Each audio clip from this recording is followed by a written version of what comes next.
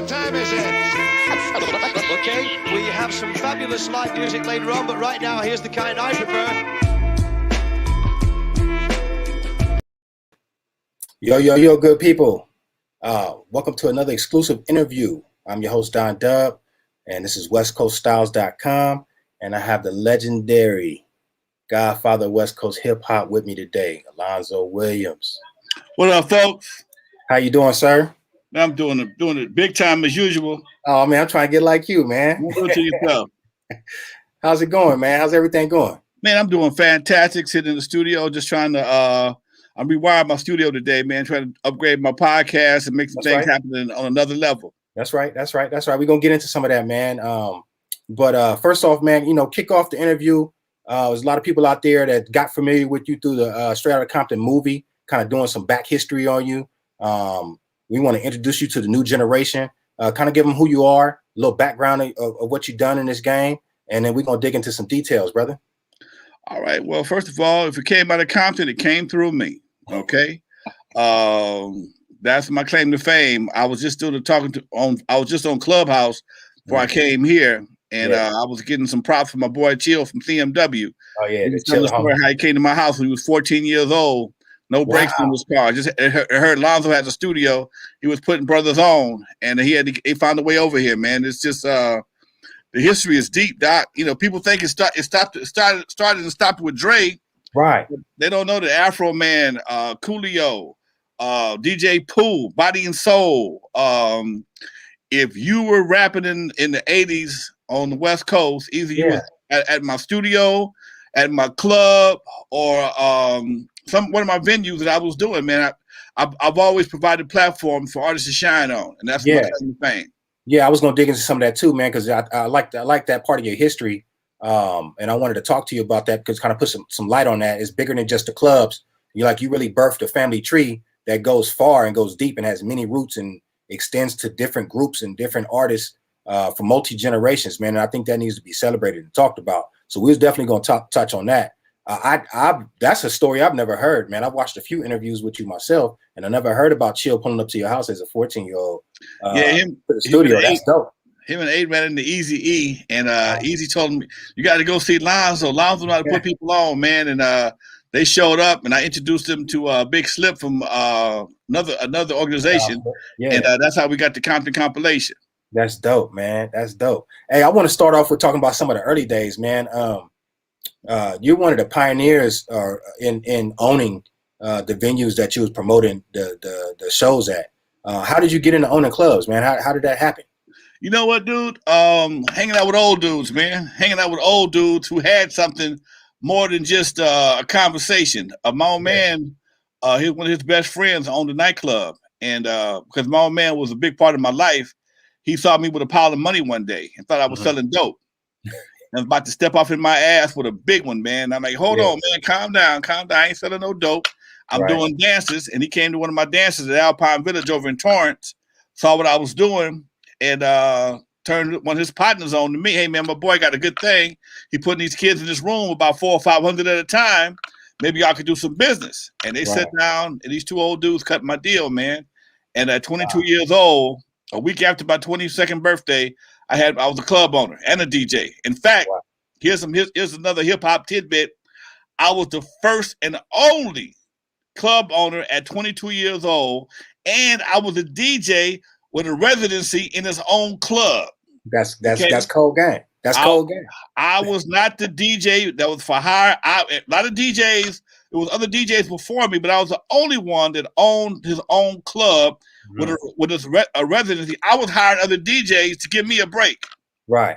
That's cold, man. I didn't know that. I knew that you were a DJ, but I didn't know how you got into owning the clubs. I knew about After Dark. I knew about Dudos. Talk to me about those names and how the clubs transitioned and how you kept a hold of them and why you changed the names and all that good stuff. Well, After Dark, man, started in 1979, and when I had a Cameo come out and do a guest appearance, we went from being just a regular club to the hottest spot in Los Angeles. I mean, for about 3 years, man, you couldn't touch us. I mean, every Friday and Saturday night, I was raking it in. And from a brother that made minimum wage most of his life to start making $4, $5, $6 grand a weekend legit at 22, the the world was my oyster, man. You know, and I always considered myself a kid that, although I've never been diagnosed, but I know I got a touch of ADHD. Just moving around. I'm always doing stuff. And because at a young age, when I had an idea, I had the money to finance it. So if I wanted to go in the studio, I had the money. If I wanted to buy drum machines, I had the money. And, you know, if I wanted to go make a record, I had the money. So because I was, for lack of a better word, kind of scatterbrained, and I had the money to finance it, I was able to do a lot of stuff that most cats couldn't do. I had a good source of income, legitimate, and I had a lot of opportunities. I started bringing acts like Curtis Blow and Run DMC to Eve After Dark. That worked out real well, and it gave me the idea to start doing records. And shortly after that, just like here we are today, I got into it with a cop, man, at Eve After Dark. And the situation got pretty damn hairy. He didn't beat me and nothing like that, but I knew at the right time, in the right situation, I could catch a beat down. Okay. But I had other options. The old man who owned Eve After Dark, club, we had outgrown Eve After Dark. We were so packed on Fridays and Saturdays, we had just outgrown it. Yeah.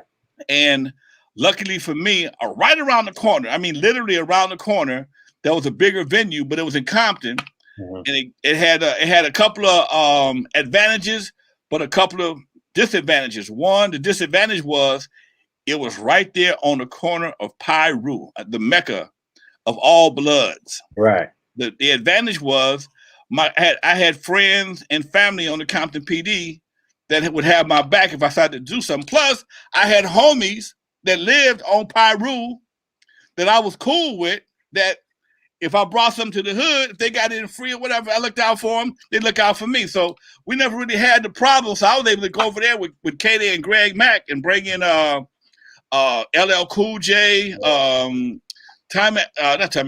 Midnight Star. I had so many cats who were ridiculous, but the biggest group we had over there was New Edition.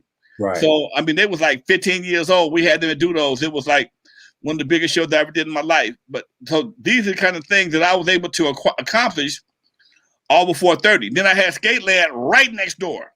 Yeah. Literally next door. Doodles was 1900. Skateland was 1950. If you jump off of Doodles' roof, you land in Skateland's parking lot. Yeah.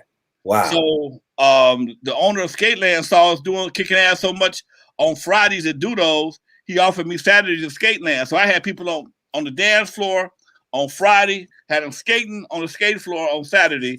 And, you know, it just made the wrecking crew, me and the wrecking crew, the folks to hang out with, especially on the east side. Wrecking crew.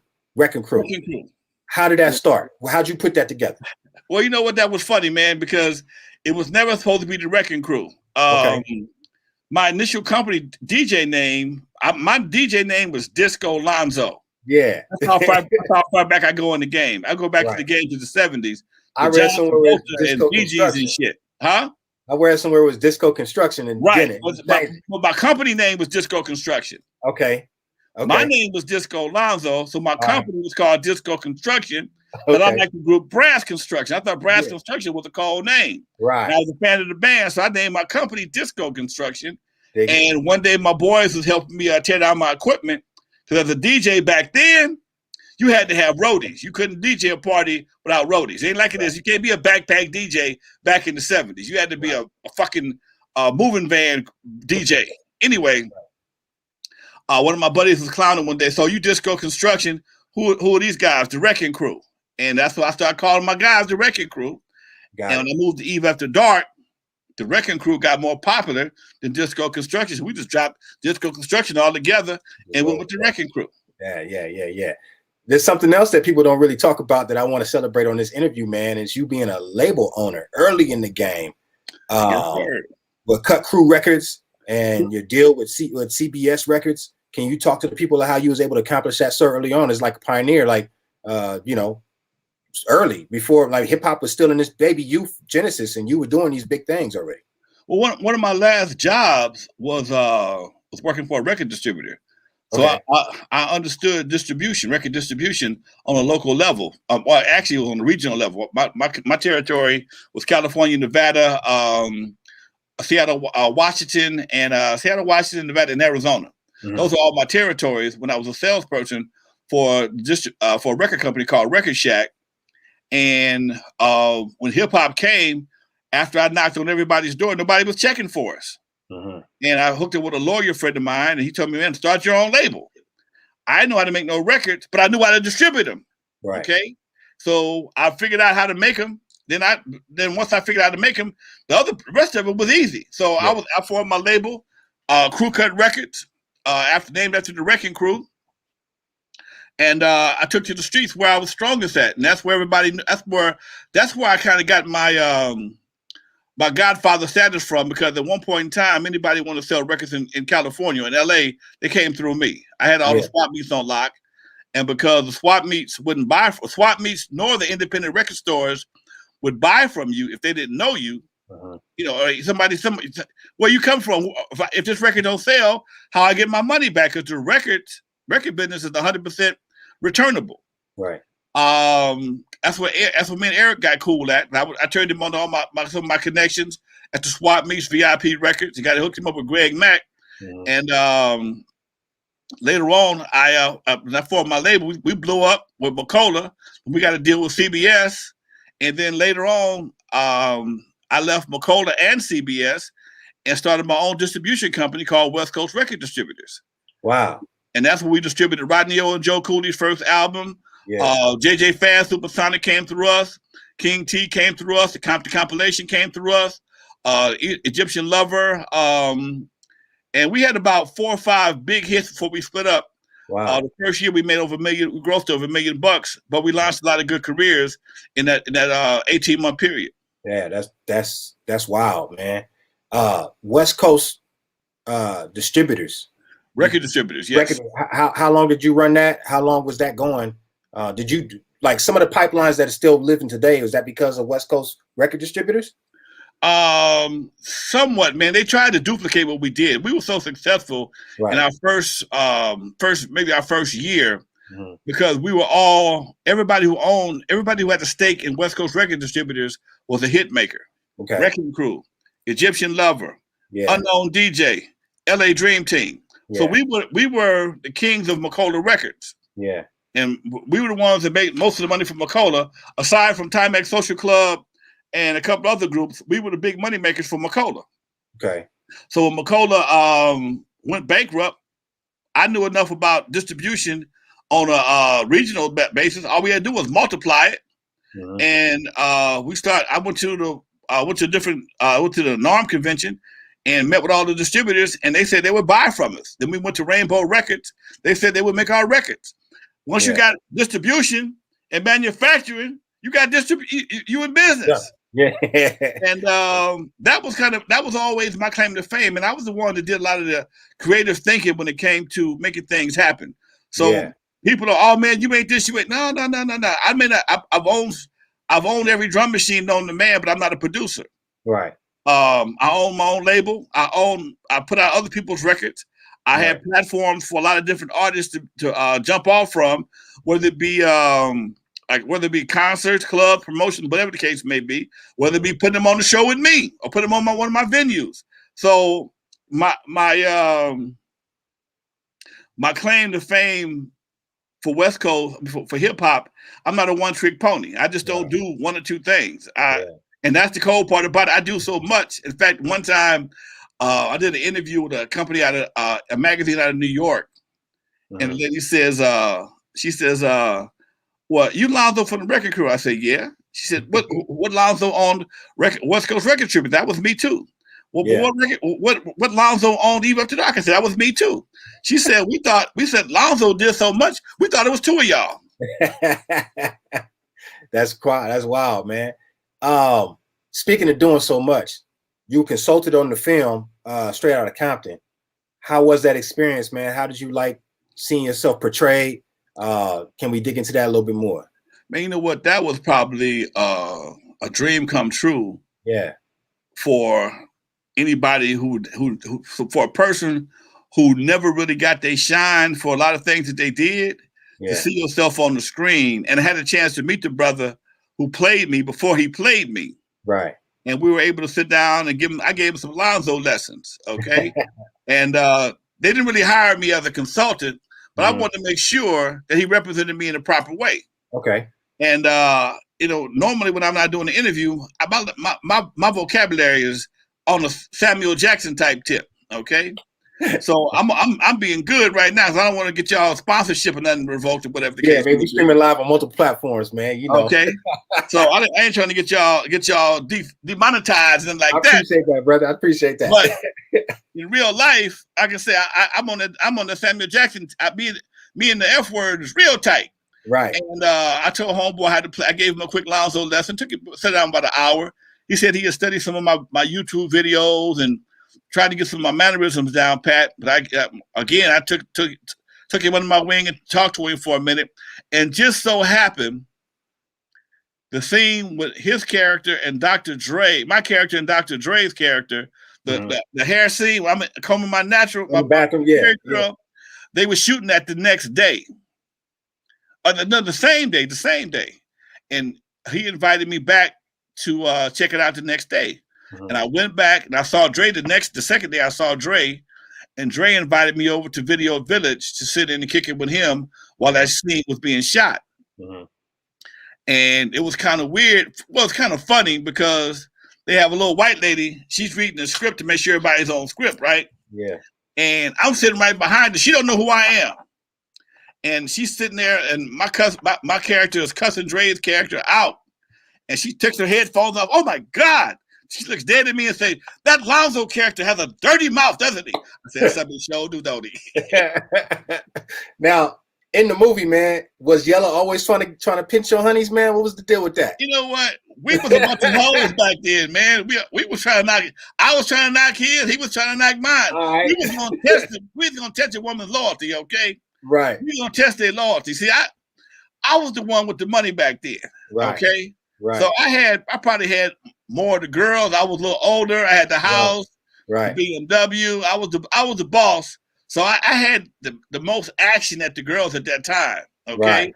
And every once in a while they try to knock off one. And every once in a while they succeeded, but I knocked off more of theirs than knocked off of mine.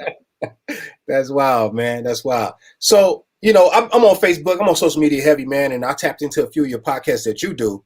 I like them. I enjoy them. There's a lot of history there, a lot of game in there. You've interviewed, some legends in their own right yourself. What are the plans with that? You can continue on? Are you doing any deals, or what's your goal with that? Well, right now we just got picked up for Hype Magazine. I'm going over the contract also for my swag my radio swag media. Okay. They want to pick the podcast up too and put it on their platform. So there's a few things in the pipeline that we're trying to, take it to the next level. So I'm always looking to elevate any way possible. As long as I can still own my content and get a paycheck. Right. Those are my requirements. I retain 100% ownership because you ain't paying for this, and I also get paid. That's right. You wrote a book too, man. Wrote a book. What's the book about? I haven't had a chance to read it or dig into it. Can you talk to the people about it, where they get it, how it's doing, what it's about, etc.? The book is called NWA Not Without Alonzo. All right. Okay? All right. It's the story of West Coast hip hop. Mm-hmm. The book was released in 2015, right after Straight Outta Compton. Mm-hmm. But I just had to re-record the audiobook, so it's available on audiobook as well. So if you want to hear the story straight from the horse's mouth, go to Audible and get the audiobook, or go to Amazon Books and NWA Not Without Alonzo. Both of them are available on Audible and on Amazon. And I got some pretty good reviews on both of them, to tell you the truth, because it's the uncut version of West Coast hip hop. And it talks about the very beginning when these guys were just Eric Wright, Andre Young, Antoine Carabee, and Alonzo Williams. So, and that's the part a lot of people don't understand. People ask me all the time, how'd you let Dre get away? Well, Dre never, he didn't got away. He just left. He just moved on. Okay. Mm-hmm. He was with me for about 4 or 5 years. Mm-hmm. And you guys accomplished a lot in that time, though. That's commendable. You guys accomplished a lot in that time, though. We did a lot in that time. And like I tell people sometimes, for me, being that I I'm a little older than Dre is, and I've experienced gangbanging from a front row seat. I didn't want no parts to do. I didn't want to do with it because I've had to fight gangbangers. I had to make a choice. Am I prepared to kill or be killed over some bullshit? Right. Okay. Right. And I chose not to kill, and I chose not to be killed. And once I got out of that situation, I just chose not to get back involved with it again, even if I was perpetrating.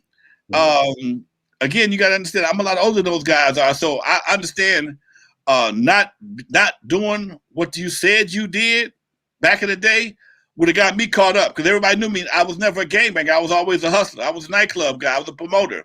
Right. I ain't no. I'm not a gangbanger. So I couldn't pull it off if I wanted to. Oh, I got you. I see. Okay, just you saying in terms of just having a group or being involved with that style of music.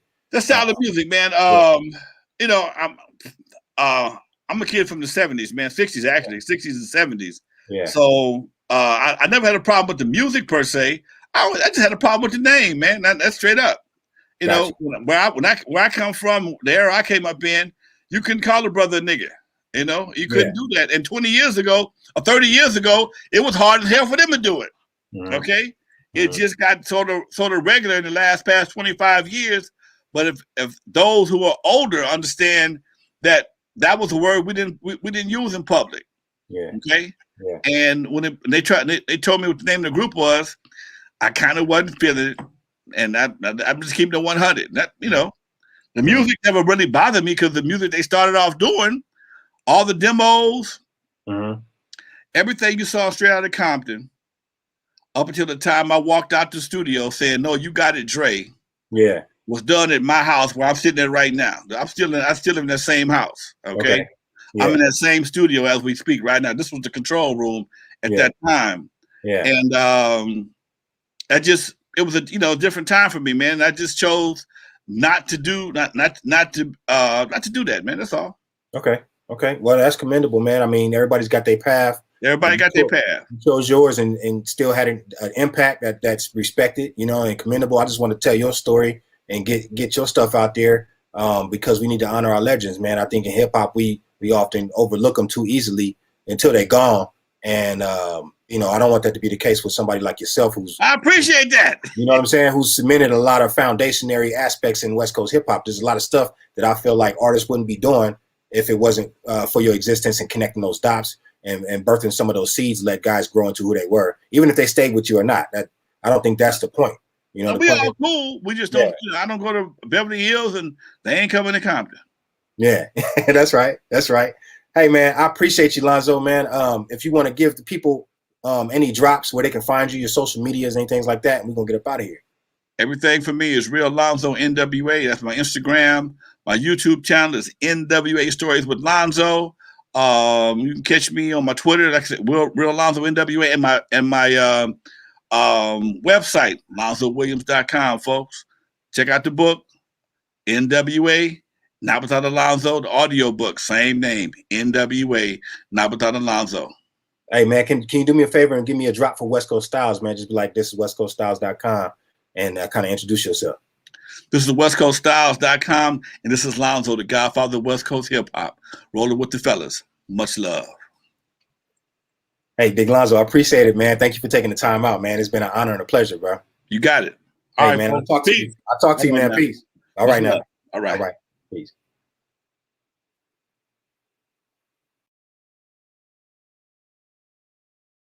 What time is it?